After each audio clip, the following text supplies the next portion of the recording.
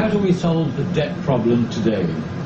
The only way to do it is to wipe out the debts that can't be paid. If mortgages are $500,000 on a $250,000 house, you've got to write down the mortgage to the market price, and you've got to have the creditors take a loss for their bad loans. Is the bailout of the banks going to solve this financial crisis? No, the bailout of the banks is only paying the creditors and giving the creditors the money for the bank loans without giving a penny of debt relief to the actual debtors who owe the loans. All it means is that the government is taking over the creditor position, and it's kicking out the homeowners and throwing the... But won't the taxpayers get their money back in the end? If the taxpayers could get their money back, then you can be sure that private enterprise would have come in and they would have bought the mortgages. If you have the marketplace not buying the mortgages, if you have the bank saying these are junk mortgages and this is toxic waste, how on earth can the taxpayers make money off toxic waste? Is it really a good investment for the taxpayers to come in and bail out the banks that say we've made junk mortgages and this is toxic waste and we weren't able to sell it to find a greater fool? There's no way the taxpayers can make money on that. Okay, now look, I know you've been an economist in Wall Street, you teach economics in universities all over the world actually, you're a consultant to governments around the world, and yet you think there are lessons to be learned from the ancient world, that somehow in the biblical times the debt cancellation was something that we can learn from today. In what way? Well, for 3,000 years, from Sumer to Babylonia to the Jewish lands with the Jubilee law, they all had the same policy. And when a new ruler would take the throne for the second year in Babylonia and Sumer, he had a three-pronged solution. He would liberate the debt bondsmen, he would return the lands to people who'd lost them for foreclosure, the home, the basic self-support, and he would annul the personal debts. And by wiping the bad debts off the books, he'd create a clean slate. And this was exactly the policy that was taken over in Jewish law in Leviticus by the Jubilee year. So you're now saying that there is a way to translate that history into modern economics to solve the global financial crisis? Yes, antiquity managed to last for 3,000 years without a financial bubble, without an economic bubble, and continually restoring order. And antiquity realized something that the modern economists don't. They realized that debts tend to grow in excess of the ability to pay. And when the debts did that in antiquity, the ruler would cancel the debts. Now that was very easy in antiquity because most debts were tax debts owed to the palace. And it's easy to cancel debts when the debts are owed to you. It's harder to cancel debts once you got to Greece and Rome and the debts were owed to private creditors. That's where the problem begins. So now, 2,000 years later, we can't just cancel the debts by rule of the government. Well, you actually can, because the debts are going to be written off. Already they estimate that they've said there are $8 trillion worth of bad real estate debts. Now, if the government would have just let market conditions take their place, when Lehman Brothers went bankrupt in September, Lehman Brothers mortgages were trading on the market at 22 cents on the dollar.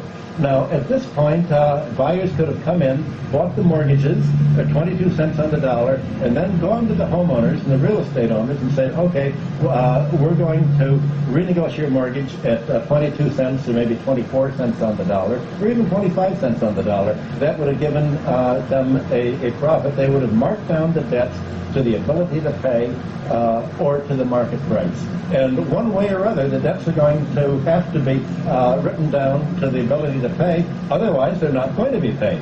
If people can't pay more their debt, they won't be. The question is, how won't they be? So why aren't governments doing that, writing off the debts or allowing the debts to be cancelled today? Very good question. The reason is that the largest contributor to the political campaigns is the financial sector, and the governments have a choice. They can save the economy or they can save the creditors that made the bad loans. They've said, we don't care about the economy, we're bailing out the creditors, that's our constituency, and that's what the governments are doing today. They're not saving the economy, they're saving their constituency, the creditors. They're saving London City, they're saving Wall Street, and they're saving the bourse, and the economy's left to shrink. And until the government saves the economy and rates down the debts to the ability to pay, there's not going to be a recovery from this. You're saying then that governments are acting in bad faith? They're not acting democratically. What the governments have done have been to turn from a democracy into an oligarchy. And we're seeing an oligarchy and, in fact, a kleptocracy emerge here. And the governments are not doing what the people have expected them to do. They're not representing the interests of their constituents. But President Obama says he's going to effect a change. It's not business as usual in Washington. Yeah, when Obama talks about change, he's not talking about financial change. He's not talking about economic change. He's talking about workmen's laws, of health reform, of racial equality. He's not talking about any economic change at all because, in fact, he's reappointed the Bush administrators and the Clinton administrators. He's brought back the same people who brought us the Russian crisis. And if you want to see what their plans are for the United States, look at what Obama's team did when they had a free hand in Russia in the 1990s. They brought the biggest inequality and kleptocracy in modern times. So, Michael, you're in London to address a conference here at the University of London. What is it that you're going to tell them? Well, I'm going to tell them that the finance sector and the real estate and the insurance sector are not part of the real economy of production and consumption. The asset and wealth sector is different from the production sector. You can think of the financial sector as being wrapped around the real economy, almost like a parasite, and that's why it's been called parasitic for so long. The financial sector extracts interest from the economy.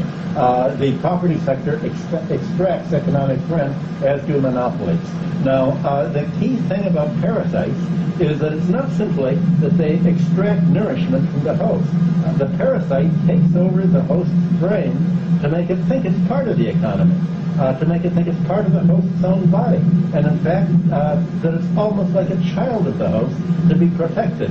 And that's what the financial sector has done today. You have Obama coming out and saying we have to save the banks in order to save the real economy. The fact is you can't serve both the parasite and the host.